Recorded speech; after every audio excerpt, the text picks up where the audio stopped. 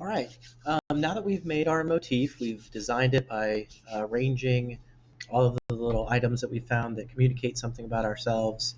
I'm going to review how to group everything. Right now it's going to be really easy. We just hit Control A, which is select all. I don't actually need this little thing. That's just for me to reference as I record the video. So here's everything selected. Then we're going to two-finger click or right-click on a mouse and hit group. So now these things act as one. They're grouped together. All right, so now we just need to make this into a repeating pattern. So I'm going to hold Shift and use a corner handle so that it proportionally gets smaller. I want you to notice something. When I hit this little midpoint handle, see how it turns red? I'm going to let go there. Okay. So now I know this is exactly 1/4 the size of what it originally was. Now I can do that again, right? And stop right at this midpoint. It should turn red, but it doesn't look like it is. So I'm just going to use that handle as a reference and put it right in the middle and then let go. So now it's 1/8 the size of what it normally was, or usually was. I guess originally would be the right word. Now I just need to replicate this and duplicate it, right? So I'm going to hit Control C to copy, Control V to paste. Now you can see I have a second version of this, right? Second copy. I'm going to put it right on top of the original. Just by using my arrow keys on my keyboard, I'm going to line it up like that, okay? And then I'm going to go to, if it's not already open, your format options, you'll two-finger click or right-click on a mouse and go to Format Options, which will open this window. And we're just going to hit Flip. And there's two different flips. There's the flip horizontally, which does what it says. It flips it horizontally over this axis here. Or there's flip vertical. We're going to flip horizontal first. So it's just going to flip it. Okay. Then I'm just going to use the mouse or the keyboard keys and kind of nudge it over until it lines up pretty well there. Okay. I might nudge it one more time. Give my space, some space between the campers. Okay. Now I'm going to click both these. So I'm going to click it, hold Shift, and click this one. And I'm going to group these together. So again, two-finger click or right-click on a mouse and hit group. Now this whole thing moves together, okay?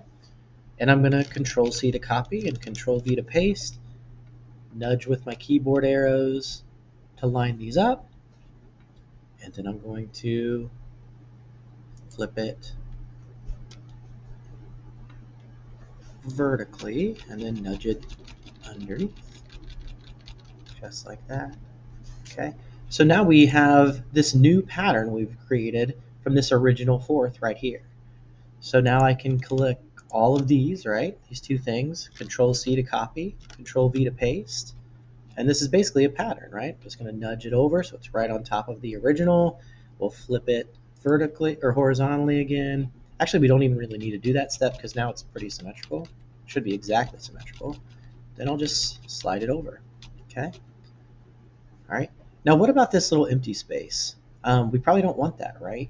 The good news is what we can do is Control A to select everything, and then using the corner handle and the Shift key, just proportionally stretch that to fit the way you want it, okay?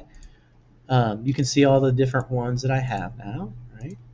Okay, I'm going to Control C, Control V, so copy paste again, line this up, and then flip it. I guess I keep flipping, but I really don't have to. Again, I keep forgetting that. I think it's just habit from repeating these steps. But I can slide these down like that. All right, I'm going to do that one more time.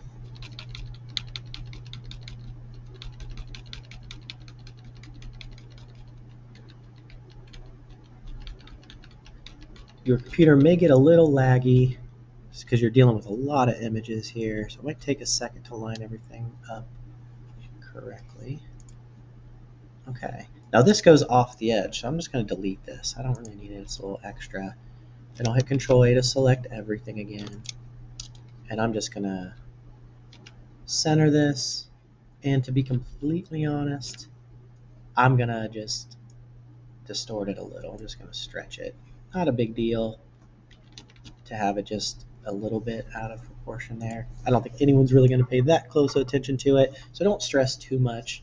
And now you've got this really cool background pattern that we're going to put a photo over top of. It kind of resembles the patterns of Kehinde Wiley's work. But what if you want to modify the background color? We've got all this negative space, all this white space. It's very easy. We're going to insert a shape.